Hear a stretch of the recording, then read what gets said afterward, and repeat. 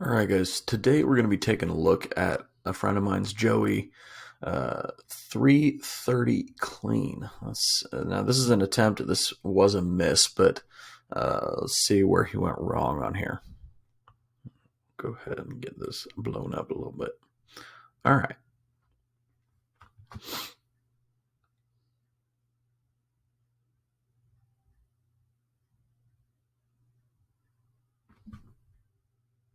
Okay, let's see what we got here then.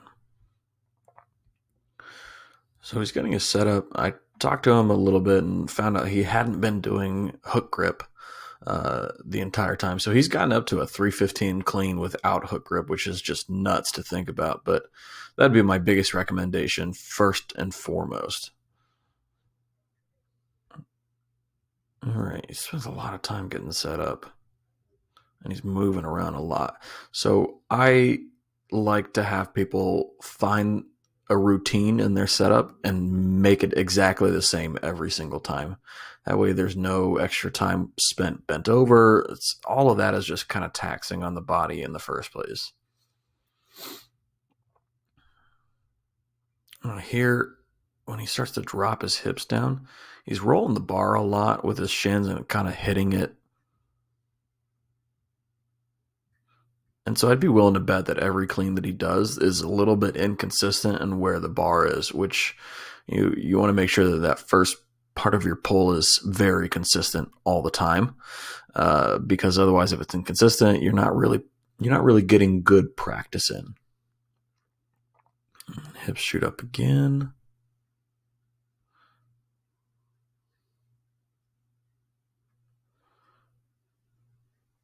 And then here, so we've got a yank. That's going to be the biggest thing. If you yank that bar off the ground, meaning you try and move the bar as fast as possible off the ground, it's only going to get slower from there. And so if the bar slows down, especially at max attempts, during your pull, it's going to feel like hot garbage. And so this is kind of one of those things that, football players and CrossFitters, they're kind of similar in how they clean, because they're always trying to move that bar as fast as possible off the ground, and it just slows down. So they tend to either have like, I've got it or I don't, and there's no in between. So right here, what I would recommend to Joey is get your lats tight. So pull all the slack, what you're doing right there, right? But you're making that the first pull. I want to see you get your lats tight first before you drop your hips. And so because of that, you kind of got a little pulled over here, which means that you're going to finish the pull a lot with your back, which isn't ideal. But, surprisingly, you kind of recovered that. You must have a strong fucking back.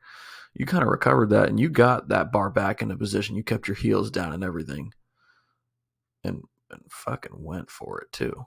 But let's take a look at this.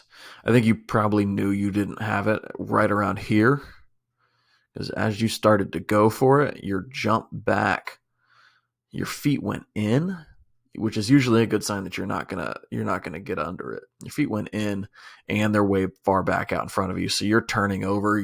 The bar is over the top of your knees, basically, not anywhere over a strong position. So I would say if you are gonna try this, and maybe it does feel heavy, when you go for it, you have to really actually commit to it. So pull yourself under and stomp those feet hard directly down, not back. And that's going to put you in a stronger position to be able to catch it, to get under it. Because, honestly, like at the top of your pull, it looks pretty good.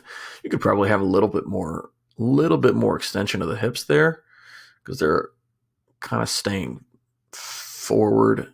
Like your upper body's a little bit forward, not quite vertical. It looks vertical, but it's not quite vertical, which means that you could get the bar a little bit higher, which means you'll have a little bit more time to get under it. So that would be my biggest recommendation.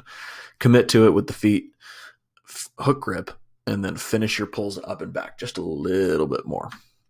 All right, guys, that's it.